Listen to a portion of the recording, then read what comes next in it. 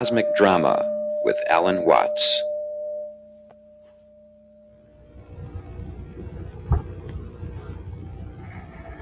Well, we're still on the ferry boat Vallejo, my home, and as it happens to be a rather nice afternoon, we decided to come out onto the patio instead of working in the studio. I've been talking to you about the mystery of the curious sensation of nothingness that lies behind ourselves.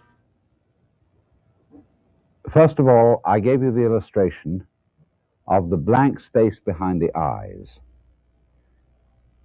about the silence out of which all sound comes, and about empty space out of which all the stars appear. And you'll remember that in the last talk, I likened this curious emptiness behind everything, to God, an imageless, non-idolatrous God of which we can have no conception at all. And I've also pointed out that basically, when you really get down to it, that emptiness is yourself. Now, it sounds very odd in our civilization to say, therefore, I am God, or for that matter, you are God. But you will remember, of course, that this exactly is what Jesus Christ felt. And he was crucified for it because in his culture, God was conceived as the royal monarch of the universe.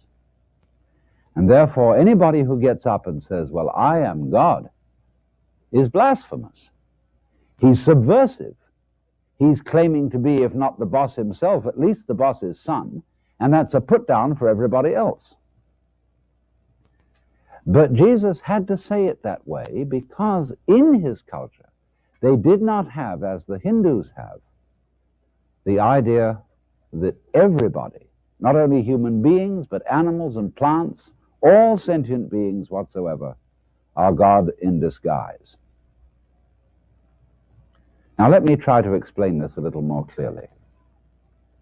Because I cannot help thinking of myself as identical with, continuous with, one with, the whole energy that expresses itself as this universe. If the universe is made of stars, a star is a center from which energy flows. In other words, there's the middle and all the rays come out from it. And so I feel that as the image of the whole thing, that all energy is a center from which rays come out. And therefore, each one of us is an expression of what is basically the whole thing. Now, therefore, whereas in the West, in the Jewish, Christian, and Islamic religions, we have thought of God not only as a monarch, but as the maker of the world. And as a result of that, we look upon the world as an artifact, a sort of machine created by a great engineer. There's a different conception in India, where the world is not seen as an artifact, but as a drama. And therefore, God is not the maker and architect of the universe, but the actor of it. And therefore is playing all the parts at once. And this connects up with the idea of each one of us as persons, because a person is a mask. From the Latin word persona, the mask worn by the actors in Greco-Roman drama. So this is an entirely different conception of the world, and as I think I shall be able to show you, it makes an amazing amount of sense. So we start from the premise that you don't know who you are. You can't see yourself, and as I pointed out, you don't know how you grow your body, how you make your nervous system work, how you manage to emerge in this environment of nature. And so this unknown you, the you that is not you, the you that is not the ego, this is God. That is to say, not the cosmic boss, but the fundamental ground of being, the reality that always was, is, and will be, that lies at the basis of reality. That's you. Now, let's go into a more mythological kind of imagery. Suppose you are God. Suppose you have all time, all eternity, and all power at your disposal. What would you do?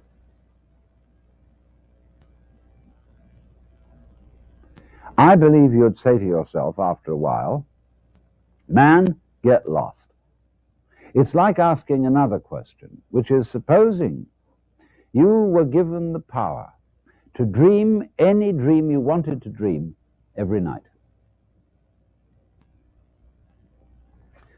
Naturally, you could dream any span of time. You could dream 75 years of time in one night, 100 years of time in one night, 1,000 years of time in one night. And it could be anything you wanted. You make up your mind before you went to sleep, tonight I'm going to dream of so-and-so. Well, naturally, you would start out by fulfilling all your wishes. You would have all the pleasures you could imagine, the most marvelous meals, the most entrancing love affairs, the most romantic journeys. You could listen to music such as no mortal has heard and see landscapes beyond our wildest dreams. And for several nights, maybe for a whole month of nights, you would go on that way, having a wonderful time. But then after a while, you'd begin to think, well, I've seen quite a bit. Let's spice it up. Let's have a little adventure. And therefore, you would dream of yourself being threatened by all sorts of dangers. You would rescue princesses from dragons. You would perhaps engage in notable battles. You would be a hero. And then, as time went on, you would dare yourself to do more and more outrageous things. And at some point in the game, you would say, tonight I am going to dream in such a way that I don't know that I'm dreaming. So that you would take the experience of the dream for complete reality. And what a shock when you woke up. And you really scare yourself. And then on successive nights, you might dare yourself to experience the most extraordinary things just for the contrast when you woke up. You could, for example, dream yourself in situations of extreme poverty, disease, agony. You could, as it were, work on the vibration of suffering to its most intense point, and then suddenly, whoop, wake up and find it was after all nothing but a dream and everything perfectly okay.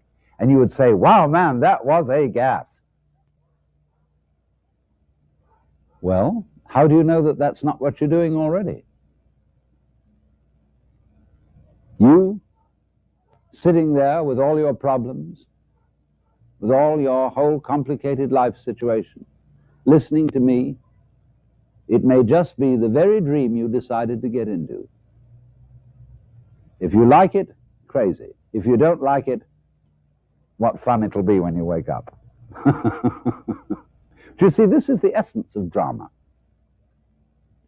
In drama, all the people who come there know it's only a play.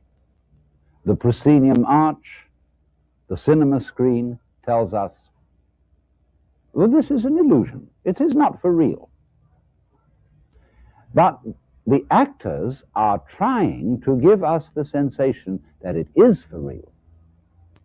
In other words, they are going to act their parts so convincingly that they're going to have us sitting on the edge of our seats in anxiety. They're going to make us laugh. They're going to make us cry. They're going to make us feel horror. Even though we know in the back of our minds, even though we have what in German is called a Hintergedanke, which is a thought way, way, way in the back of your mind that you're hardly aware of, but you really know all the time. In the theater, we have a Hintergedanke, that it's only a play. But the mastery of the actor is that he is going to try almost to convince us that it's real. And so, therefore, imagine a situation where you have the best of all possible actors, namely God, and the best of all possible audiences, ready to be taken in and convinced that it's real, namely God, and that you are all many, many masks which the basic consciousness, the basic mind of the universe is assuming. To use a verse from G.K. Chesterton, and now a great thing in the street seems any human nod where move in strange democracy the million masks of God. And of course, here it is. This is the mask of Vishnu, the preserver of the universe. And you see, it is a multiple mask to illustrate the fact that the one who looks out of my eyes and out of all your eyes is the same center. So, if I look at another human being and I look straight into their eyes, isn't that curious? We don't like doing that. There's something embarrassing about looking into our eyes too closely. As if, don't look at me that closely because I might give myself away. You might find out who I really am. And what do you suppose that would be? Do you suppose that another person who looks deeply into your eyes will read all the things you're ashamed of, all your faults, all the things you're guilty about? Or is there some deeper secret than that? The eyes are our most sensitive organ. And when you look and look and look into another person's eyes, you're first of all looking at the most beautiful jewels in the universe.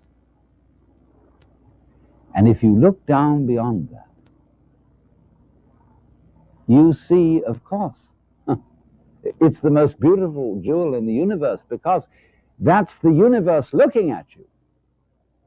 We are the eyes of the cosmos. So that in a way, when you look deeply into somebody's eyes, you're looking deep into yourself, and the other person is looking deeply into the same self, which many-eyed, as this mask is many-faced, is looking out everywhere.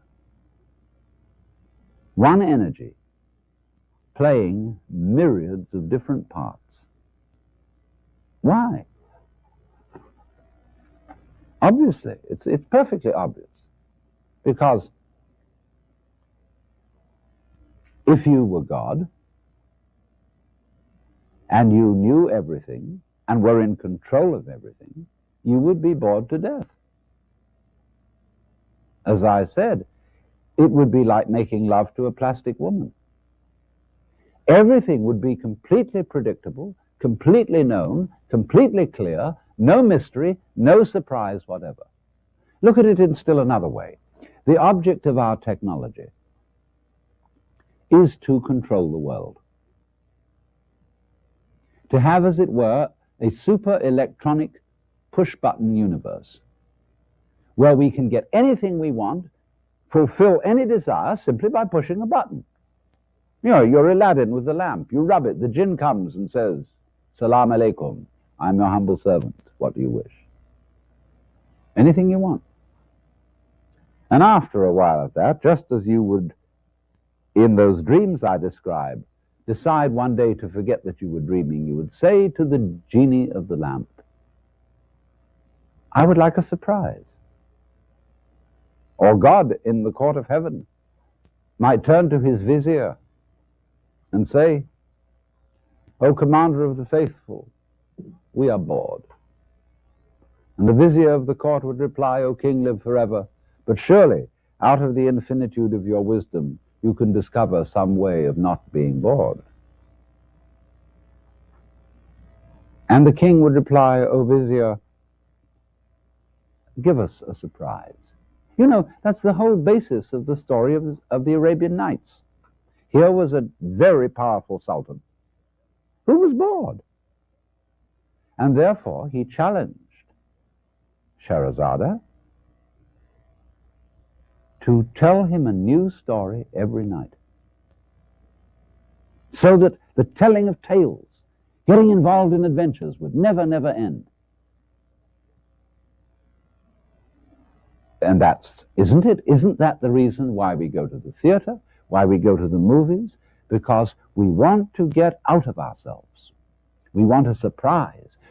And a surprise means that you have to other yourself. That is to say, there has to enter into your experience some element that is not under your control. So if our technology were to succeed completely,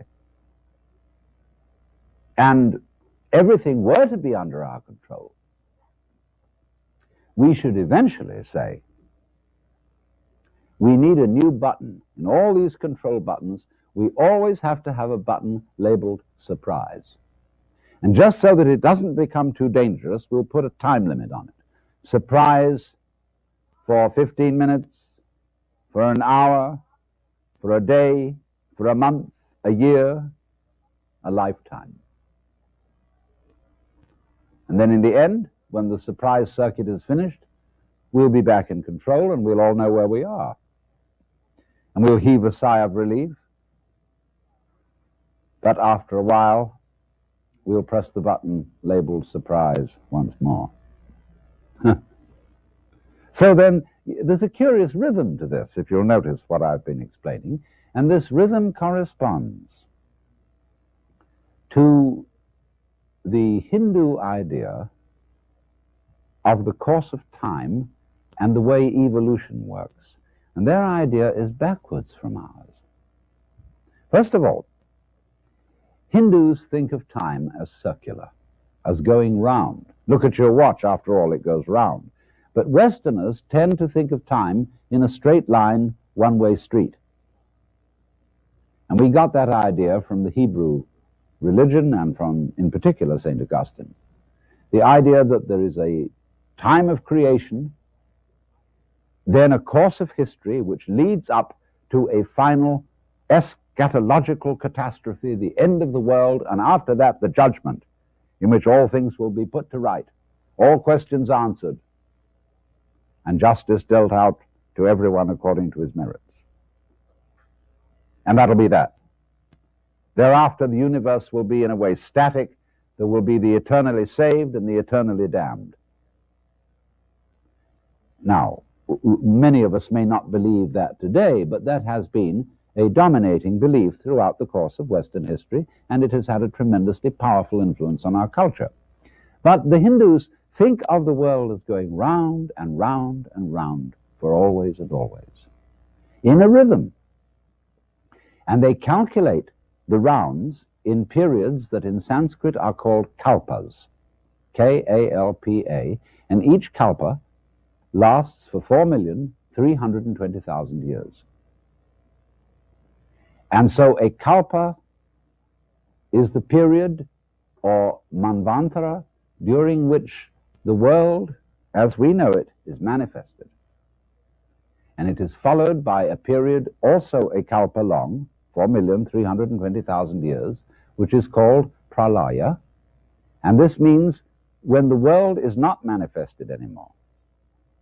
And these are the days and nights of Brahma, the Godhead.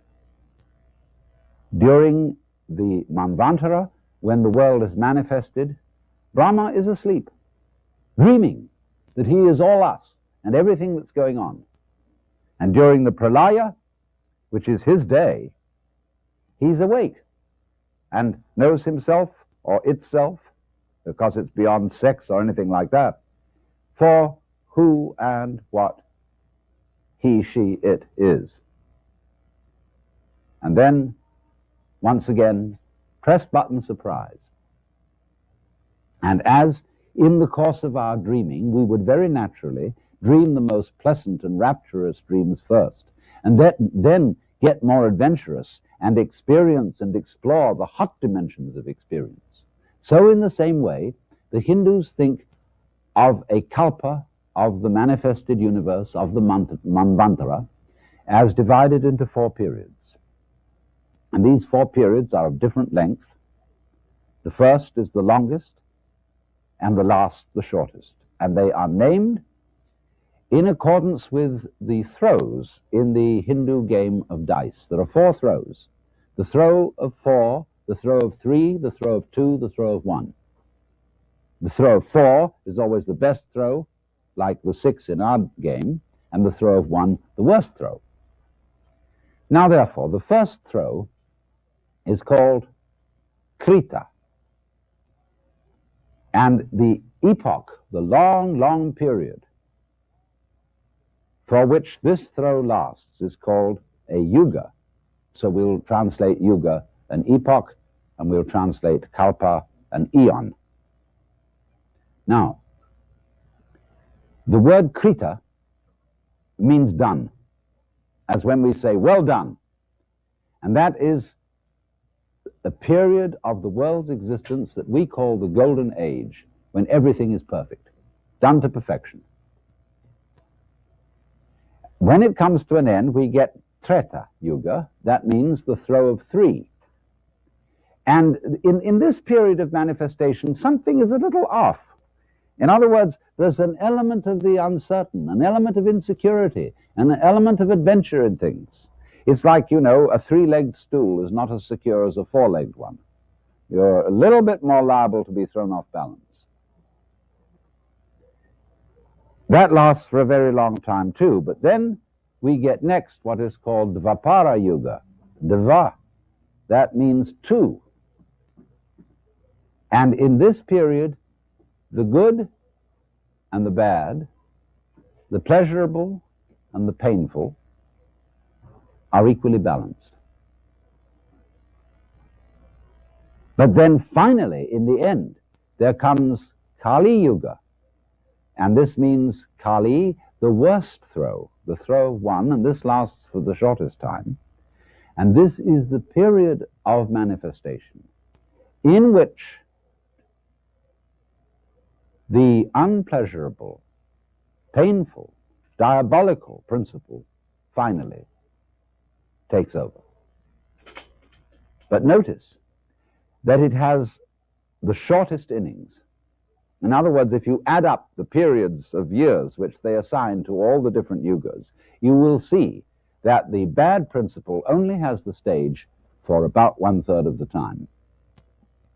And at the end of the Kali Yuga, the myth goes on to say that the great destroyer of the worlds, God manifested as the destructive principle, Shiva, does a dance called the Tandava, and he appears blue-bodied with 10 arms, with lightning and fire appearing from every pore in his skin, and does a dance in which the universe is finally destroyed. There is that moment of cosmic death, which is, nevertheless, the waking up of Brahma, the creator. For as Shiva turns round and walks off the stage, seen from behind, he is Brahma, the creator, the beginning of it all again. And Vishnu, whose mask I have been showing you, is the preserver, that is to say, the going on of it all. The whole state of the Godhead being manifested as many, many faces.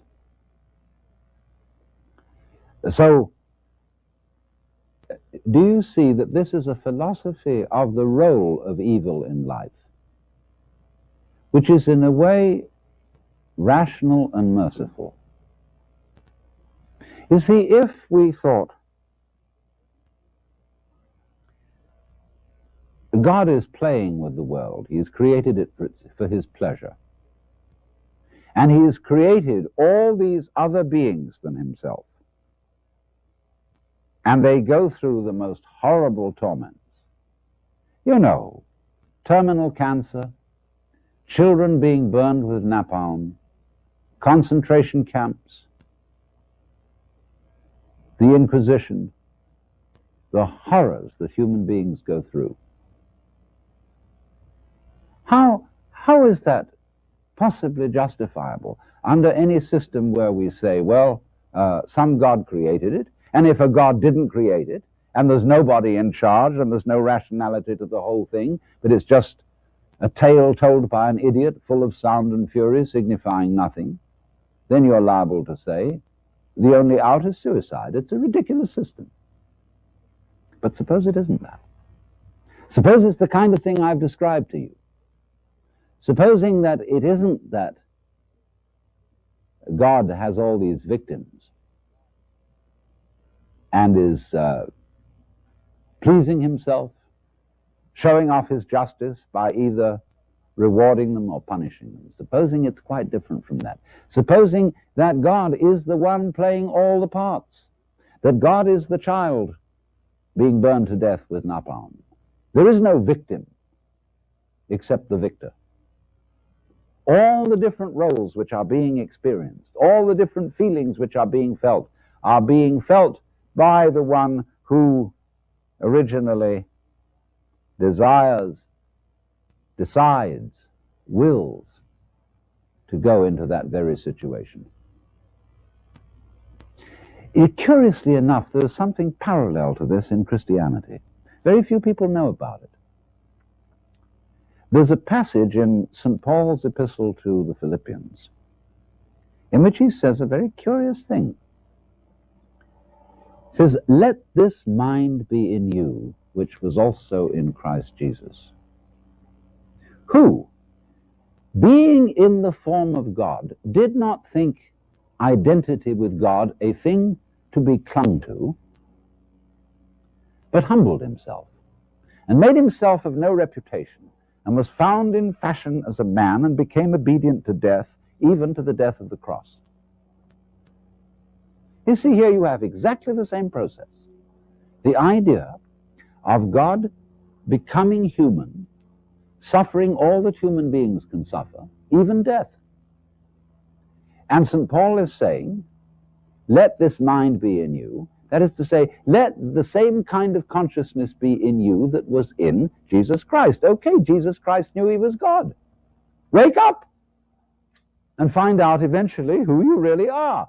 Well, in our culture, of course, they'll say you're crazy or you're blasphemous, and they'll either put you in jail or in the nut house, which is the same thing. But if you wake up in India and you tell your friends and relations, my goodness, I've just discovered that I'm God, they'll laugh and say, oh, congratulations. At last you found out.